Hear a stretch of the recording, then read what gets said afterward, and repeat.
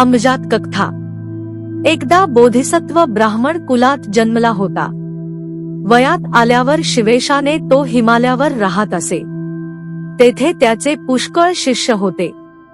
एका वर्षी हिमालयावर भयंकर उन्हाळा सुरू झाला व त्यामुळे पाण्याचे झरे वगैरे आटून गेले। मृगादिक प्राण्यांना पाणी मिळण्याची फार अडचण पडू लागली। तेव्हा बोधिसत्वाच्या शिष्यांपैकी एका तपस्व्याने एक लाकडाची मोठी दोणी करून तेथील पशूंना पाणी पाजण्यास सुरुवात केली। पण त्यामुळे त्याला फलमुले आणण्यासाठी अवकाश मिळेनासा झाला व उपाशी पोटीच पशूंना पाणी पाजण्याची पाळी त्याच्यावर आली। तथापि त्याने आपला प्रयत्न न सोडता सर्व श्वापदांची तृप्ती करण्याचा क्रम तसाच पुढे चालविला। ते पाहून पशूंनी हा तपस्वी आमच्यासाठी फार कष्ट सहन करीतो, तेव्हा याचे उपकार फेडणे अत्यंत आवश्यक आहे असा विचार करून सर्वानुमते हा ठराव पास केला। आजपासून जो प्राणी येथे पाणी पिण्यास येईल त्याने रिकामे येता आपल्या सामर्थ्याप्रमाणे एकतरी मनुष्योपभोगाला योग्य असे फळ घेऊन यावे, रिकाम्या हाताने येऊ नये। दुसऱ्या दिवसापासून बोधिसत्वाच्या आश्रमात फळांचे नुसते ढीग पडू लागले। 500 तपस्व्यांना दुसऱ्या ठिकाणी फलमुलांचा शोध करण्यास गेल्यावांचून तेथल्या तेथे आहार मिळू लागला व त्यामुळे त्यांच्या तपश्चर्येला मोठी मदत झाली। त्या तपस्व्याच्या कृत्याने बोधिसत्व खुश होऊन आपल्या शिष्यगणाला म्हणाला, तपस्वी हो, परोपकाराचे हे फल लक्षात ठेवण्यासारखे आहे। आमच्यापैकी एकाने परोपकारार्थ आपला देह झिजविल्यामुळे आमच्या तपश्चर्येला पुष्कळ मदत झाली आहे, म्हणून परोपकार करण्यास आपण सदोदित झटले पाहिजे।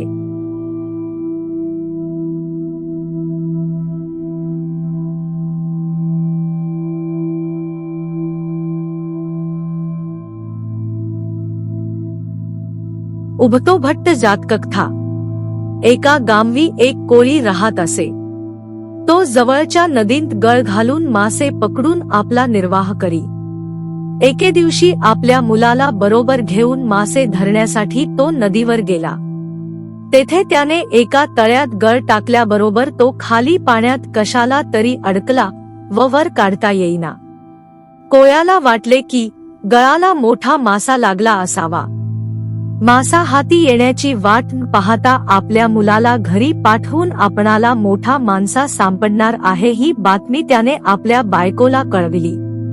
ती मुलाने आणलेली बातमी ऐकून त्या बाईला फार आनंद झाला, परंतु एवढा मोठा मासा घरी आणल्याबरोबरच शेजारी पाजारी त्याचा वाटा मागतील ही गोष्ट तिला मुळीच आवडली नाही। काहीतरी युक्ती योजून ताबडतोब शेजाऱ्यांशी भांडण उकरून काढणे तिला ठीक वाटले व त्याप्रमाणे एक ताडपत्र नेसून एका डोळ्यात काजळ घालून व कुत्र्याला कडेवर घेऊन ती आपल्या शेजारच्या घरी गेली। शेजारीण म्हणाली, काय ग बाई, लुगड्यावरून हे ताडपत्र काय नेसली आहेस आणि कुत्र्याला कडेवर घेऊन या विचित्र वेशाने काय हिंडत आहेस? तुला वेड तर लागले नाही ना? तेव्हा ती चवताळून जाऊन व शिव्यांची लाखोली वाहून शेजारणीला म्हणाली, थांबा, मला वेडी म्हटल्याबद्दल तुझ्यावर मी फिर्याद लावते। दुसऱ्या काही बायाही तेथे जमल्या व त्या सर्वांनी आपणास वेडे म्हटल्याबद्दल कोळ्याच्या बायकाने गामवच्या वहिवाटदारापाशी फिर्याद नेली।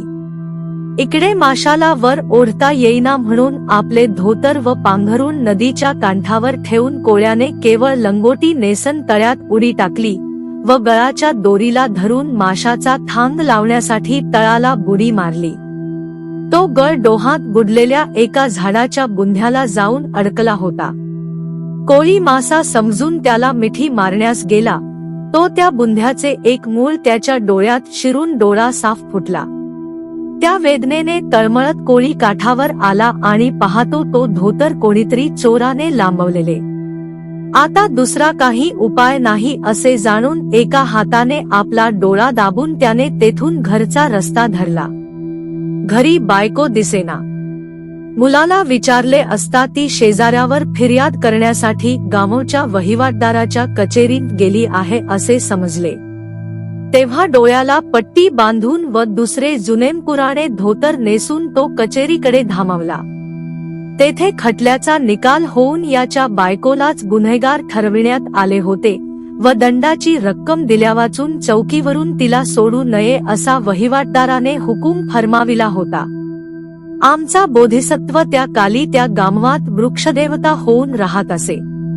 हे सर्व प्रकरण पाहून तो त्या कोळ्याला म्हणाला, बाबा रे, वस्तू हाती आल्याशिवाय बोभाटा केल्याचे हे फळ आहे. तुझा पाण्यातला प्रयत्न फसला आहे व जमिनीवर आल्यावर तुझ्या बोभाट्याने काय परिणाम घडून आला हे तुला दिसून येतच आहे. तुझ्या या उदाहरणाने वस्तू हाती आल्याशिवाय बोभाटान करण्याचा धडा लोकांनी शिकला पाहिजे.